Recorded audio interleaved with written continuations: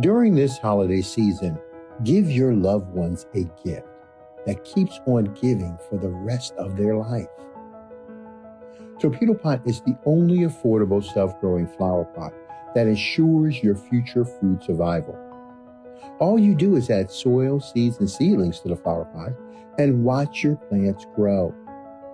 Torpedo Pot can grow nutritious food in such abundance and variety that you can produce more food than your local farm. Visit www.torpedopot.com.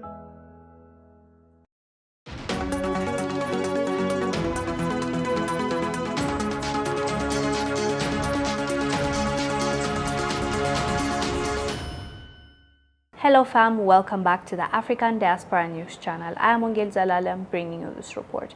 Today's report is about Saudi Arabia refusing to let go of a Nigerian football star for the African Cup. Saudi Arabia club has reportedly said Nigerian forward Odion Ighalo won't be permitted to join up with the senior national team of Nigeria for the 2021 African Cup of Nations.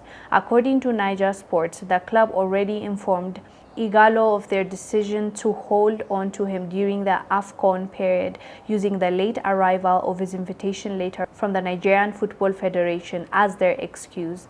They claimed they didn't receive his invitation letter within the days stipulated by FIFA for clubs to be notified about their players going away for a tournament with their national team. I can only imagine how Nigerians feel right now, because he's a senior player and I'm sure Nigeria will benefit from having him in their team for the African Cup. And this one, I don't know.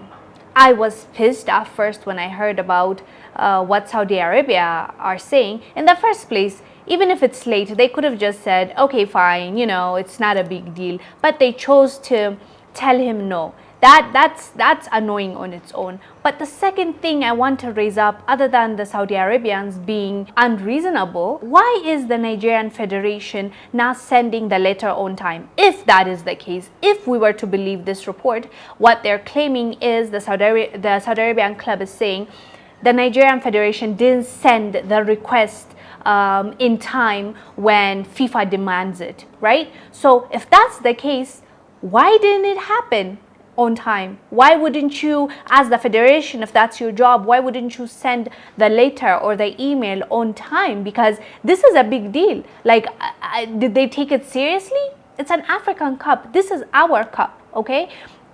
And we need our athletes to come and play for their respective countries. That's how you give back to the country that you come from.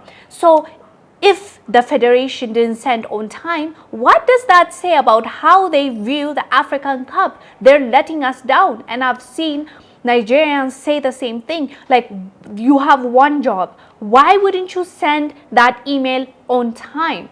It's just requesting them. And if that's not the case, Saudi Arabian club has a lot to answer because, you know, first of all, I don't think they offered the receipt. We need the receipt. If it's a late email, I'm sure we'll be able to see it, right? It's just screenshotting the date and time that you received it.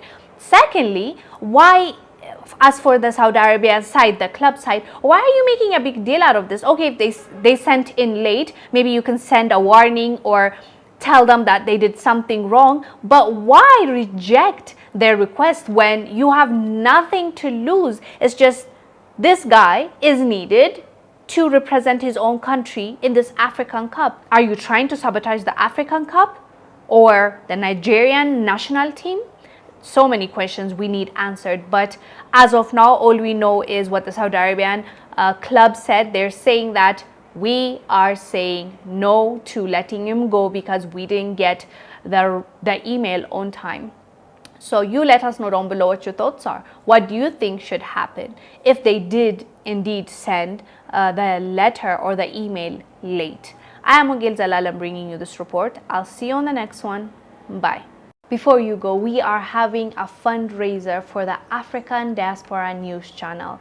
We are raising money for producing more content and to help us bring the news to you that the mainstream media just refused to do so.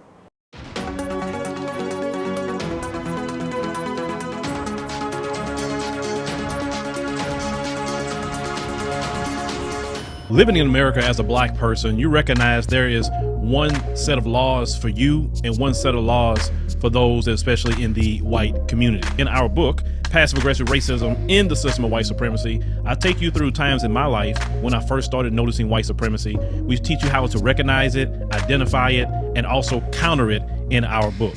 This book is a beginner's course for those that are just starting to wake up and open their eyes to see the system of white supremacy. As a black American person, you must understand this system because this system is life or death to you. How you handle it, how you deal with it, it can affect your mental health if you don't understand this system.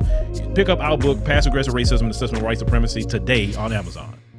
Living in America as a black person, you recognize there is one set of laws for you and one set of laws for those, especially in the white community. In our book, Passive Aggressive Racism in the System of White Supremacy, I take you through times in my life when I first started noticing white supremacy. We teach you how to recognize it, identify it, and also counter it in our book. This book is a beginner's course for those that are just starting to wake up and open their eyes to see the system of white supremacy. As a black American person, you must understand this system because this system is life or death to you. How you handle it, how you deal with it, it can affect your mental health if you don't understand this system. Pick up our book, Passive Aggressive Racism and the System of White Supremacy, today on Amazon.